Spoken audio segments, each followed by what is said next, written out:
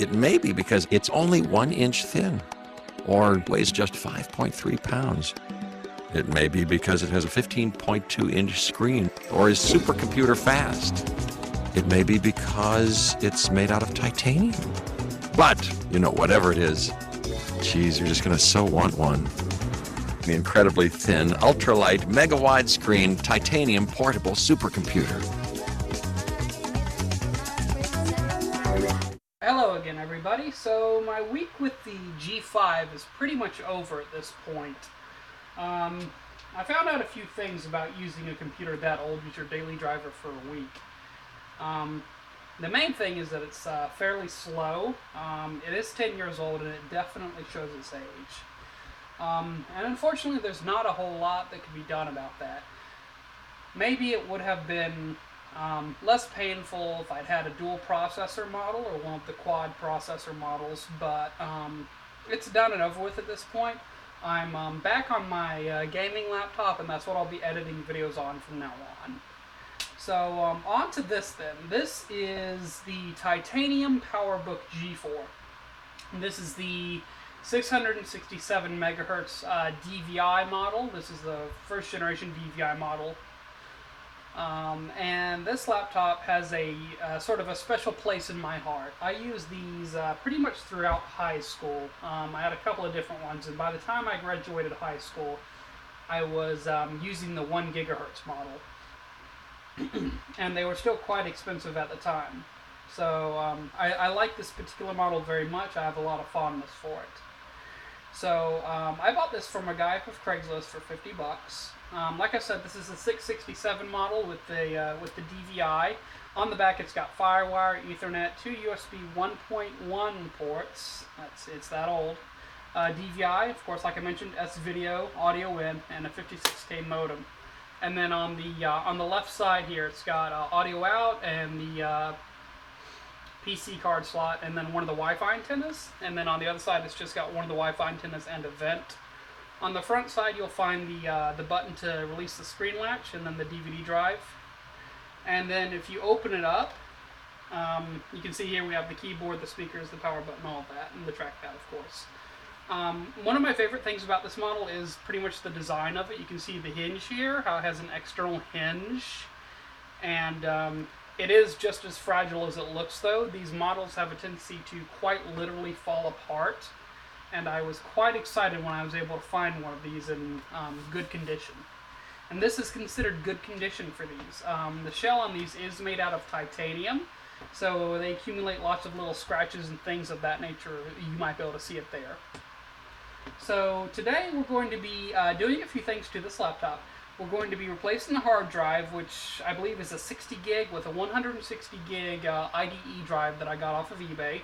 And we're going to be upgrading the motherboard from the 667 motherboard to the 867 megahertz motherboard, which is this one here, which also has faster graphics. And I went ahead and got a full gigabyte of RAM for it as well. That's two 512 megabyte sticks of PC133 SP RAM. So to begin, you of course remove the battery first. And there it is. And you should flip it over and remove the keyboard as well.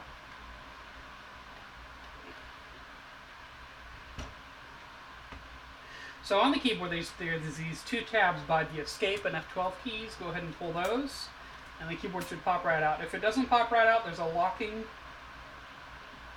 little locking nut right in the middle that you can check, and then unplug the keyboard from the motherboard like so. Once you have the keyboard removed, go ahead and put it aside, and then close the screen and turn the laptop back over. Then remove the 4 screws as I mentioned before. These are Torx T8 screws. So I would suggest you get a good socket driver or a good bit driver like this one. And then you're going to need a T8 bit.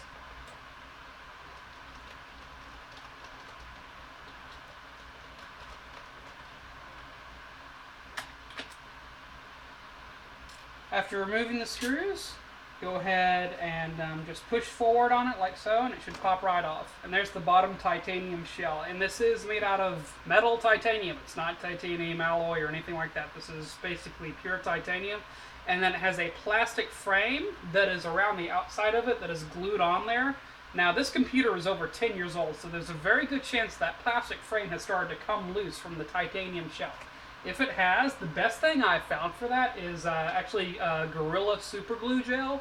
This stuff is freaking awesome. It's sticking in. I applied it a couple of weeks ago at this point, and it's still sticking pretty well. So if you're looking to repair the frames of these Titanium PowerBooks, this stuff, I recommend it very highly. And set this aside with the keyboard. I guess the next thing you can do is go ahead and remove the airport card if your model has one installed. It's just pull out a slot, and then you can unplug the antenna.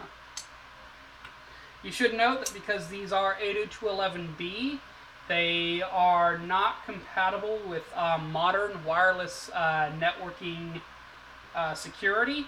So if you do have older Macs like these, or older computers or devices with 802.11b, and if you want to use them on wireless, I would suggest you probably set up a separate network on a separate subnet. That's what I plan to do for this model if I do use it.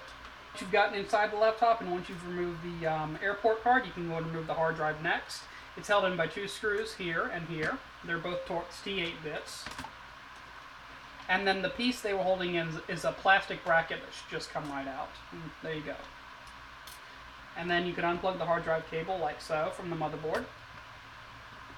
And then lift the drive out. And there's the hard drive. We're going to be replacing this with the 160 gig like I had mentioned earlier. The next thing you can go ahead and remove is the DVD drive. This also has attached to it the 56K modem circuitry and the backlight inverter. So go ahead and unplug the ribbon cable from the motherboard. Here you go, lift out from the front like so, and then pull it off to the side of it, and there you go. And then here's the cable that actually goes to the display for the backlight, and you can pull that out of its socket right here. There we go. And there's another small cable, gray and black here, that's attached to the 56K modem. Go ahead and pull on that. And there's your DVD drive. Set it aside with the other parts. Go ahead and disconnect the DC board from the motherboard. It's over here on the, it'll be on your right if you have your laptop positioned like mine is. Okay, so iFixit, if you look this guide up on iFixit, it'll tell you to remove the DC board. That is not necessary. Don't do that. Go ahead and turn the machine over. Open up the display.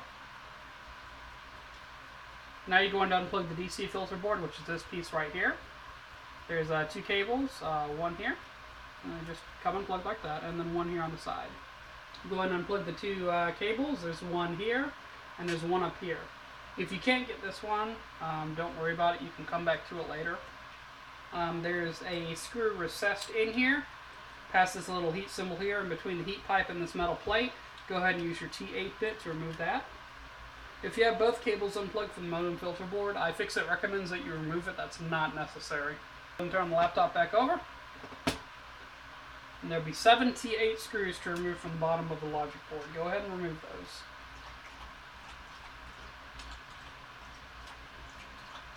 Go ahead and unplug any cables that are still plugged into your logic board. So such as the trackpad cable here, and the cables here along the lower left back.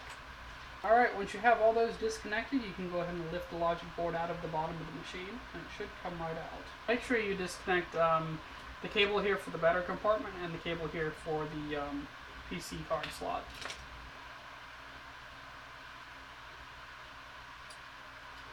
And there you go. As you're skilled as you think you are, you should be holding the motherboard for your Titanium PowerBook in your hand. Now that fan, you can go ahead and remove that, and you can put that in your new motherboard if it didn't come with one. If you're curious as to what the individual parts of the motherboard are, here's a quick rundown. So over here you have, this is mostly power supply circuitry, because the DC in is on this side, so this is like a power supply stuff. This provides power to the rest of the machine, basically. There's your FireWire port and all that on the back side here. There's your processor right here. There's the 1 megabyte of backside cache. There's two chips, one on the top and one on the bottom. Those are RAM chips for the backside cache for the processor. There's the RAM right here. There's the main system chipset. It's all in one chip. There's the graphics right here. That's pretty much the main parts of the system. There's not really a whole lot to these. So you can go ahead and set this aside and go ahead and grab your, I guess, your new motherboard and prepare to put it in. If there was any, you should clean whatever old thermal paste was on the processor heatsink from before. Go ahead and clean that off and apply and replace it with something good like some Arctic Silver or something like that, which I happen to have right here. So go ahead and get your new motherboard. Remember to apply some new thermal paste on your processor after removing the old stuff from your both your heatsink and your processor. If you bought new old stock, it may have some thermal paste on it. And just apply a very small amount, about the size of a grain of rice. Make sure when you put the motherboard in, there aren't any cables or anything sitting in the way. There we go. Now reassembly is basically doing the reverse of what you did before, but I'll go ahead and walk you through the steps again. So go ahead and plug all the cables back in that you unplugged it before, and don't worry about plugging them in the wrong way, they only go in one way. And once you have everything plugged back in on the bottom, you can go ahead and put the screws back in. Try to remember where they went before. You may be like me, and you probably forgot to put the 56K modem module in your motherboard. In which case, you'll have to undo all those screws, remove the port from the old board, put it on the new board, and then do all that again. I'm just going to cut that for you guys. So you may notice when you're putting the motherboard back into the lower case that the cable for the 56K modem port that I mentioned earlier may be stuck underneath the heatsink on the left-hand side. And if it is, go ahead and get a small screwdriver like this and push it where it should be so that you can plug it into the modem filter board. After you've put all the screws back in, go ahead and turn the laptop over with the screen and put back the little screw that was in here as well. It was a small silver screw like this one. Go ahead and push the ribbon cable for the PC card slot in. Make sure it's plugged in and everything. And since this computer is as old as it is, go ahead and make sure that all the screws in it are tight while you've got it here open. Go ahead and plug in this small cable over here on the right. And that's for your power button, so you will need that. And go ahead and turn the laptop back over. And if you're not upgrading your hard drive, you can go ahead and put yours back in there. But if you are upgrading yours, like I am with mine, you'll need to do a few things. So you'll need to do a few things if you're upgrading a hard drive. The first thing you'll need to do is remove this plastic shroud. There should be 4 little rubber grommets on the screw posts on your hard drive. And I seem to have lost one of mine, so I'm going to have to look for it now. Well, after you've either solved the mystery of the missing rubber grommet or given up in frustration, go ahead and take your old hard drive, remove the 4 Torx screws from both sides of it.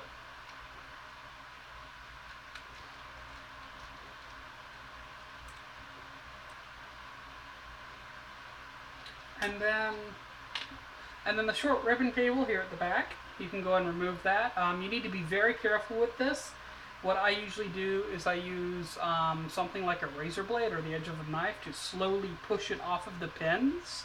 If you try to do this too quickly, you will probably bend your pins, and that's not a fun day for anybody. So I have here a pocket knife. I'm going to slowly push it off the pins. And there you go. No one got bent out of shape. You can go and grab your new hard drive. You can put the ribbon cable on there. All you have to do is simply push it on. Go ahead and push it on. And then you can set the plastic piece aside for now. Go ahead and put the 4 screws in.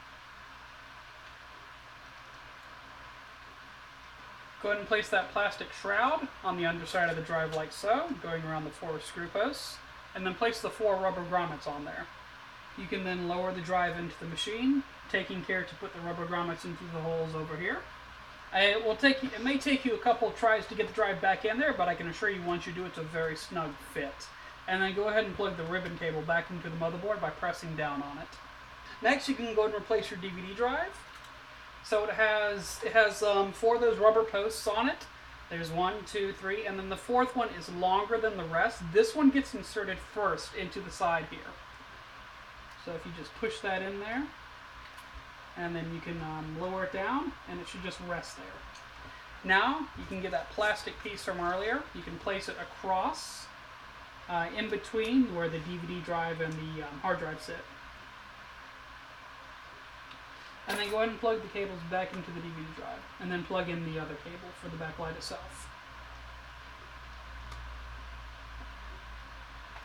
And then use a small screwdriver to push the cable in beside the DVD drive. Oh, of course, replace your airport wireless card if you want Wi-Fi. And it just plugs in like so.